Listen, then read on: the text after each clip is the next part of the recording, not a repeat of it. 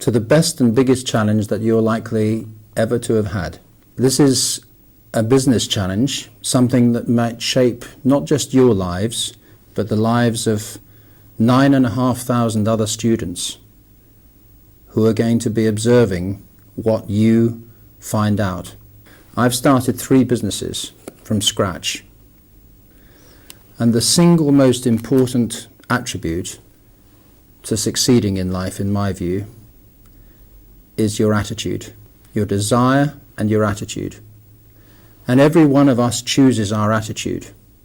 So we choose whether we're going to be can-do people or can't-do people.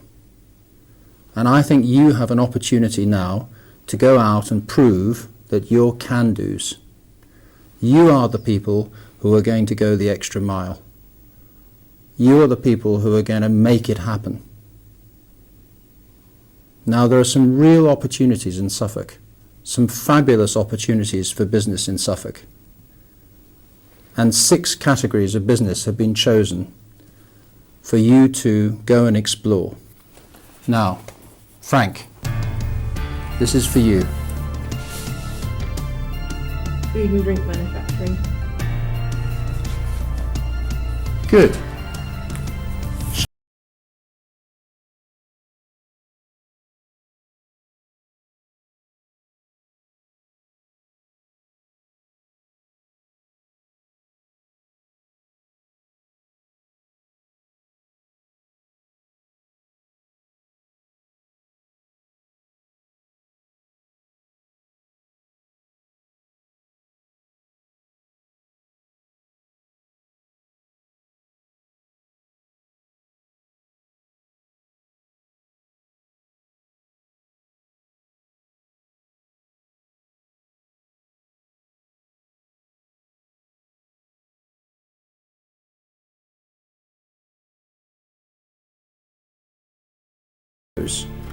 But it's a challenge.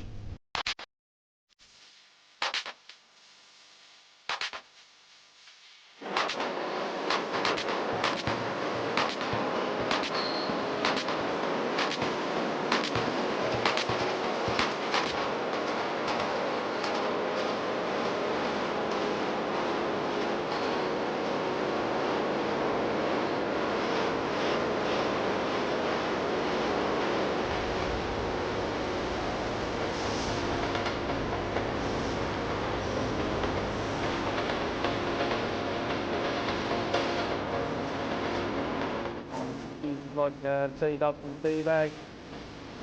How did you end up working for British Sugar? Well, I was coming to that stage of my life where I wasn't quite sure where I wanted to go from school. I was looking at the possibilities of further education.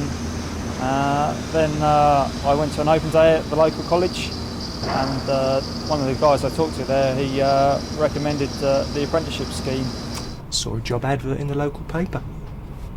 Like I said, out of high school I applied for the job in the paper, and I was interested in engineering, and they were advertising for apprentices, so that's how I got the job. What sort of training have you done?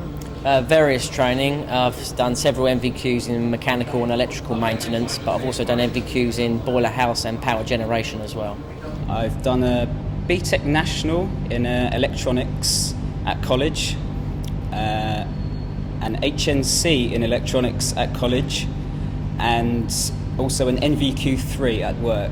The good bits are you get a huge sense of achievement and satisfaction when you've installed something and made it work, or something's been broken and you've managed to go out there and identify the problem, correct it, and now the plant's back running again. So mending things and making them work is something that gives you a tremendous amount of satisfaction.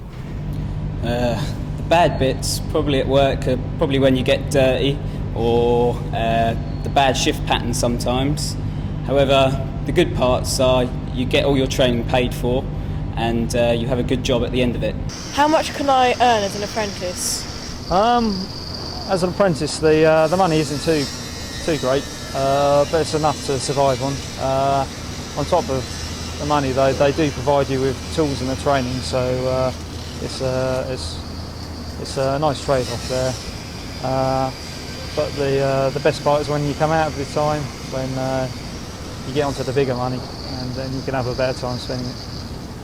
A typical day involves getting up early in the morning, coming in, and there's certain routes and inspections that I have to do as a shift member, and then any breakdowns that happen I'll get called out and have to try and fix them as soon as possible, obviously not to disrupt the process, and any other tasks that are needed throughout the shift.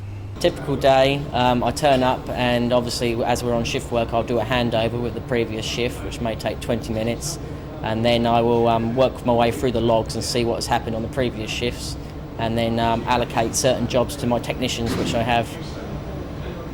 You don't need to be highly qualified. I think we have such a wide range of roles and jobs. You can be highly qualified, but also there's other jobs that you don't need to be.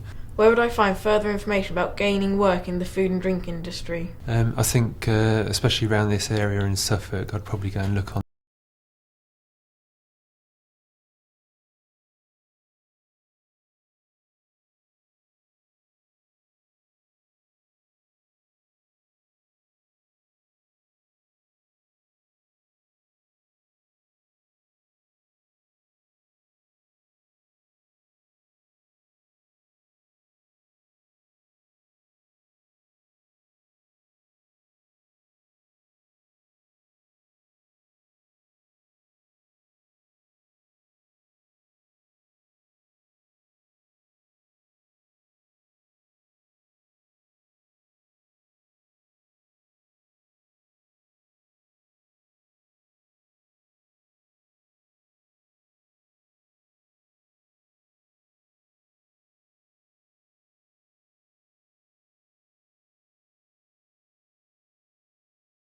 Industry? Basically, I quit school during my A-levels, got a dead-end job and realised it wasn't going anywhere.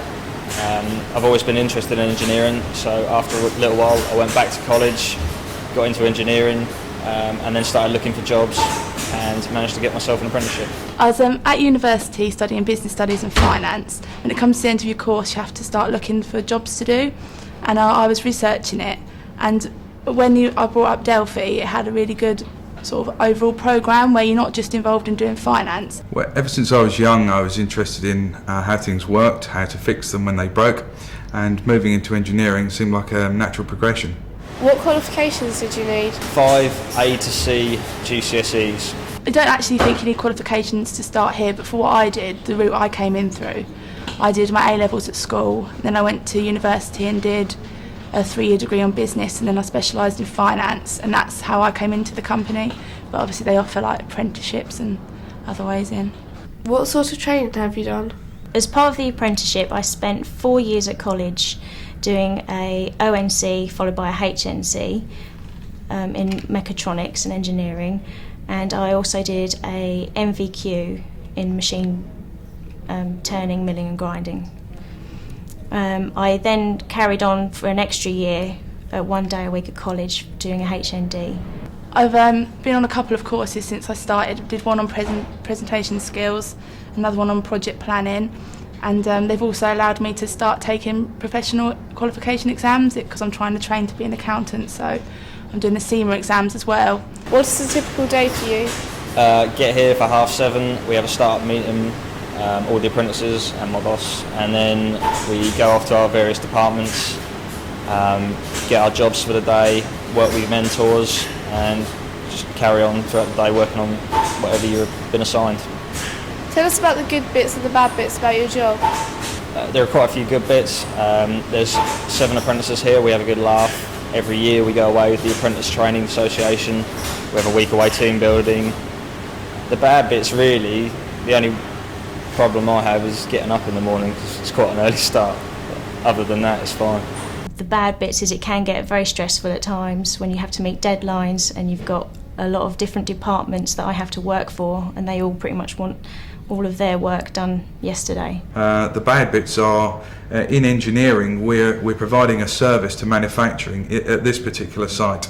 and manufacturing always have some pretty major requirements they have to hit, and we as a department that serves manufacturing, sometimes that can be pretty stressful and pretty challenging, but at the same time, in a kind of weird way, it's also a positive. What advice would you give someone who wanted to work in engineering? Just to study well, take an interest in maths and science. You're going to need a lot of maths and science in the apprenticeship.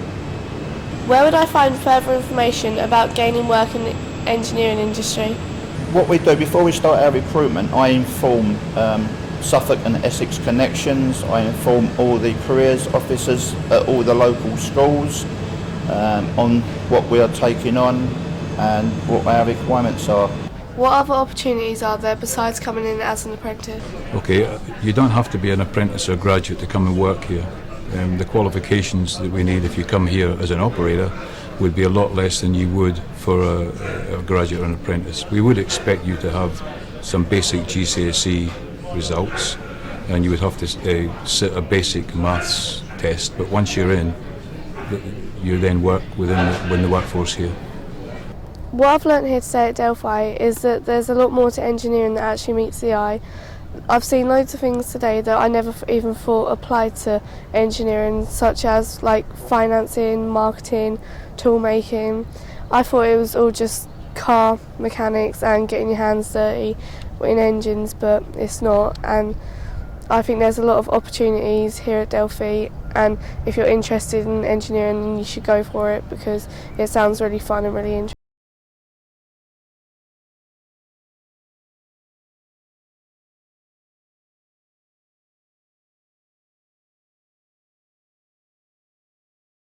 Health and social care sector. I'll explain it as I think it's like a big umbrella, and under that there's lots of different parts of it. There's parts to do with childcare, to do with elderly, disabled, vulnerable people and learning disabilities. Then you've got the hospital, the NHS. So Shelley, what is a team leader? Basically my job is organising a group of carers, home carers, to attend to customers with their personal care and medication needs. I'm training to be an accountant in the NHS, and it's the NHS's graduate training schemes. We dispense medication for patients who are like up on the wards, and we also do medications for patients who are being discharged from the hospital. Well, a diagnostic radiographer is basically somebody who takes x-rays and uses x-rays to diagnose patients' illnesses. Basically, you have to manage this 14-bed care home. It's a care home for adults with learning disabilities. Have to manage the staff and make sure that we've got the correct sort of staffing ratios on, and that we're compliant to all of the sort of rules and regulations. Our department is responsible for the preventative maintenance, calibration and repair of the equipment in the hospital, and we train up users to use the equipment. So what encouraged you to join the health and social care sector? Well, basically, when I finished my A-levels, I had no idea of what direction I was going to go in. And I saw an advert in the local newspaper advertising for an apprenticeship at the Ipswich hospital as a medical physics engineer. Now, I thought this was quite attractive because you get paid a salary whilst you're training, and at the end you get recognised qualifications. I chose to work with the elderly because it's very rewarding. You're encouraging people to do a lot for themselves, and also it's not just elderly, it's people with disabilities as well. It's just a very rewarding job, and every day is different. What qualifications did you need for your job? Well, it's a graduate training scheme, so you need a degree to join the training scheme, and I got my degree as a mature student. You can come in with GCSEs. I mean, I had A-levels, but all the training is actually on the job. It's like a modern apprenticeship. To be a diagnostic radiographer, I had to train for 3 years at degree level. 50% of that was actually in a clinical setting in the hospital, and the other 50% was at the university college. This job's a lot about being a person who can work with people. We often get people come in who've got every qualification under the sun and are academically excellent, but it doesn't mean they can actually work with people properly and get on with them. Okay, the good parts about this job is that you get to work all over the hospital. So when I come in the morning, I say hello to people who work in the theatre, people who work on the wards, doctors, nurses, all members of the healthcare team. The bad parts about the job could be that you do tend to work, it's not really a 9 to 5 job. You do have to work sometimes night shifts, weekends, be part of an on-call system. The bad, sometimes you have bad days when people, you've tried to help, don't really appreciate what you've done, but that's always made up for the next day when, you sort of do some work for someone and they really appreciate it. So, what advice would you give to someone wanting to work in health and social care? I would say to them, write down all the different types of areas that you're interested in, do your research, so use the internet, talk to teachers, talk to people who are already working in the healthcare setting, and then decide on exactly where it is you want to work.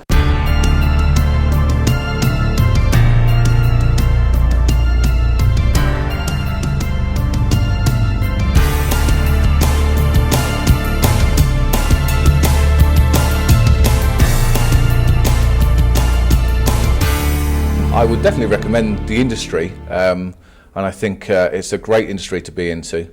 I think people have to understand that it takes a lot of time and a lot of dedication, but as long as you've got a customer service orientated attitude, I think you can do anything in this industry. What are the main routes to employment in the hospitality sector? The main routes are through education, through college, through the apprentice scheme and MVQs, and obviously there are a lot of people that come into the industry late.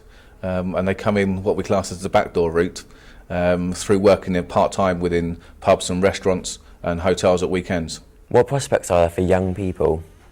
Lots. This is a young person's industry. There are so many opportunities. What other careers are there in the hospitality sector? Hundreds. To be honest, you could be everything. We have people working at our head office who are lawyers. We have architects. Within our particular franchise, we have our own lawyers and architects that work for us. We have accountants. We have a beauty salon here, so we have beauticians working for us. In the larger London properties, they have full leisure clubs, which obviously have leisure and personal trainers, hairdressers. So it's not just about serving people a drink at the bar. There is a wide range of jobs to be had in this industry. What encouraged you to join the hospitality sector? I first come from work experience. I wanted to be a chef at first. I worked in all the different areas, but I weren't too keen on being a chef. I went back to school, spoke to my food technology teacher about it, and she basically said, if I wanted to work in the restaurant and I enjoyed it, then go for it. There are different ways to get into this industry. You could start at 16, get trained up and work your way through different departments and just work your way right up to a general manager and beyond. I took the other route, obviously, which is to get my qualifications in that subject and work my way in that way, but obviously experience is essential, whether you have qualifications or whether you come in and do on-the-job training. My family said there was good opportunity to further my career in hospitality. I'm actually doing my MVQ level 2 food and drink, and that involves learning how to do the bar, working behind the bar, getting to work with people, dealing with the money, and silver serving, really. It's a lot of hard work. An MVQ level 2 with West Suffolk College, they come to the hotel and train you here. Tell us about the good parts and the bad parts of your job. Good parts of the job is getting to know everybody, it keeps you occupied. The bad parts are it can be a bit quiet on some days, and the fact that you have to get up early. Well, the good part of the job is that you'll meet new people and welcome guests. The bad part is the dirty rooms they leave behind. How much can I earn as a young person starting out in your area of work? It really depends on what position you're going into. The majority of people, as I say, start at the bottom rung and work their way up. So you're really looking at probably minimum wage to start with. But being a young person's industry, you can progress very quickly. My reception manager here is 21, and she started at this hotel when she was 17, and in the last 4 years has progressed through the ranks and is now earning a very good salary. I would say it's excellent for someone who likes working with other people. You've got to be quite outgoing, you've got to be able to talk to people easily. To be very enthusiastic, confident, be 100% organised as well. You have to be very organised in this job, definitely. What advice would you give to someone wanting to work in hospitality? I would say study hard, learn skills, find something that you're very good at i.e. if you're a good cleaner, go in housekeeping, good on reception with people, take a reception job, and be a quick learner as well in this business. Have to be a quick learner.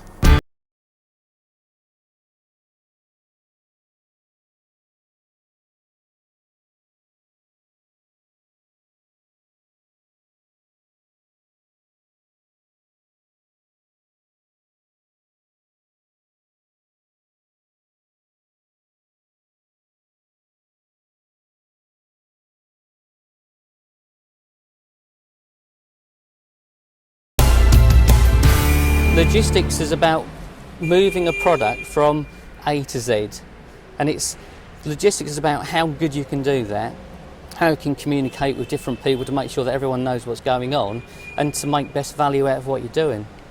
My job really is to coordinate my team in making sure that we take receipts in from the port, and we run the warehouse and deliver goods out to Sainsbury's depots.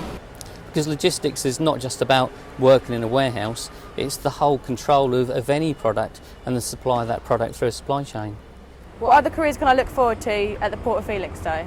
Any kind of career that you can expect to find in any small town, I imagine.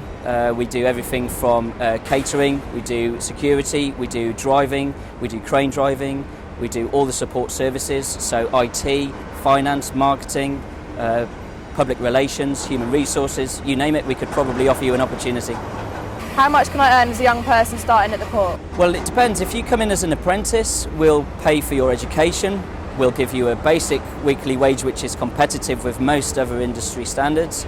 If you come in as a tug driver at 21, again, we offer competitive salaries, and if you come in as a graduate manager, we benchmark ourselves against most of the best graduate schemes from a lot of the blue chip companies, and we do believe that we offer competitive salaries for all entry levels. What encouraged you to join the logistics sector? I personally decided to come work down here at the port because I enjoyed hands-on work, getting involved, and I in general enjoy engineering and what it is, and I've always been fascinated by like the cranes and that from when I was younger, and engineering for me is a rewarding job. The training's excellent, the instructors are good, the work environment is great, and what you get to work on is just amazing, the size of the things down here, and you come out with great qualifications and a job at the end. Do you have girls working here at the port? Yes, we've got more females working here than historically. It's traditionally been a male-oriented environment, but at the moment we've got over 170 females working in the business. What are the range of goods that come through the port? It's quite extensive.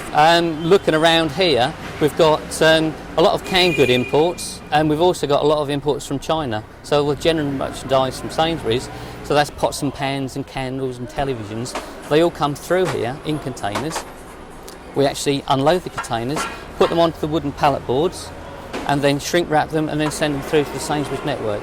So everything starts here and then ends up on the store shelves. What is a stock control and warehouse manager? I look after all the stock for the whole shop, make sure we've got all the right inventory, and also make sure all the deliveries come in through the back door correctly. On the warehouse side, you must be 18 to actually unload lorries. You can work at 16 sort of sectionising where we literally separate all the stock on the shop floor, but for the actual warehouse you must be 18.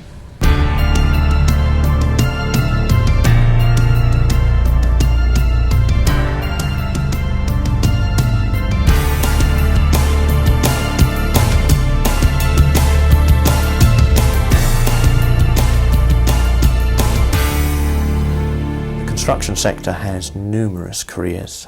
In our business alone, we probably have 6 or 8 different directions that people can take. We have quantity surveying routes, estimating routes, project management, contracts management, site management, buying, health and safety, and that's just in our sector, in our office-based environment. There's carpentry, brickwork, cladding, roofing, scaffolding. There are numerous opportunities for different careers. We tend to take people in the office at management trainee level, bring them into our office and then let them experience different parts of the business before jointly deciding which of the careers are most suitable to them and the business.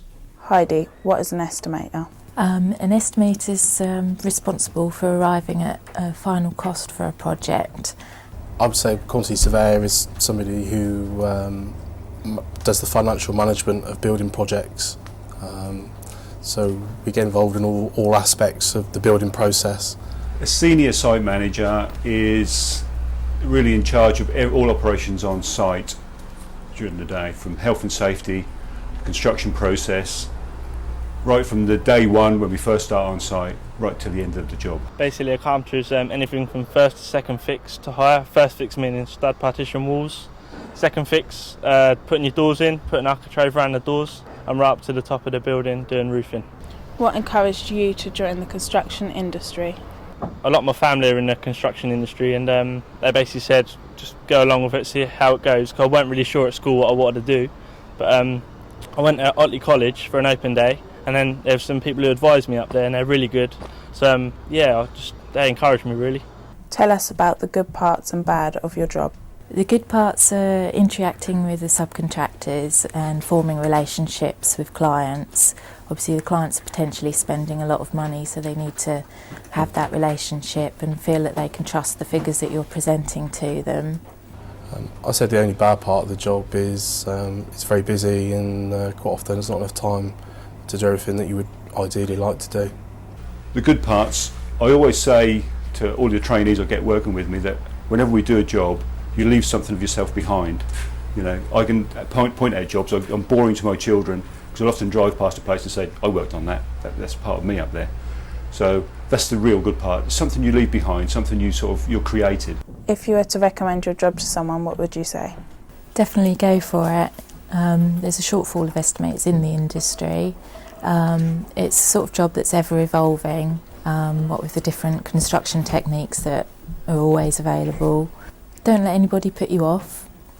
If that's something that you're after, go for it. Either join a company like Barnes that's got a good training scheme where you can work as well as study, or you could do the route that I did and do a year or two at college, see what the whole industry is about, and have an idea of whether it suits you, and then join a company and possibly do part-time study. Where do you see yourself being in 10 years' time? 10 years. I hope to be a very qualified carpenter. I'd hope to go into the management side of Barnes Construction and work myself up the ladder. Guess what? That's an opportunity there for me. So, is there anything that surprised you about the construction industry? The early mornings of getting up at 6:30 in the morning. But nothing really surprised me. I've had interviews with people at the college before, and they've told me to expect rough times and the good times, and managers telling you off, slapping your wrist or whatever. But you just got to pick, do it. Just get in there and do it. Construction is wicked.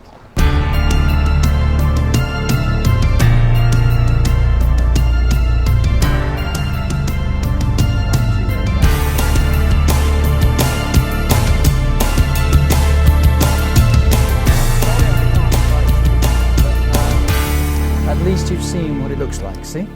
Now we're going to go and have some lunch, and I'm going to hear from you as to how you got on. Yeah? Mm-hmm. Come on then.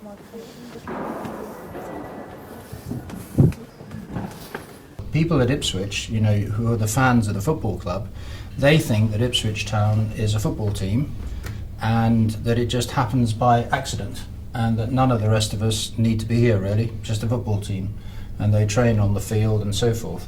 What they don't realise is that behind a football club is an accounts department and a human resources department and a groundsman's department and and a sales department and a ticket office and a community department and an advertising department and a catering department, and all of those things go into making up a successful football business. It opens your eyes to think that when you go through school and you think, oh, I want to do this, I want to do that. It actually opens your eyes to think there's more than that job, and other jobs are quite interesting because there's all different parts of it. Yeah. It's not just that job that you've got your eyes on. Yeah, I agree. I mean, experience is the best way to find out what you really want to do. Exactly. And if you're unhappy in your job, go for a different one because you never know, you might love it. Exactly that, Sean, and you've got it. You've said it far more eloquently than me. And that's the thing, is always I have a rule in my business life, and that is always open every door before you close it. I think many jobs are stereotypical as well, like engineering.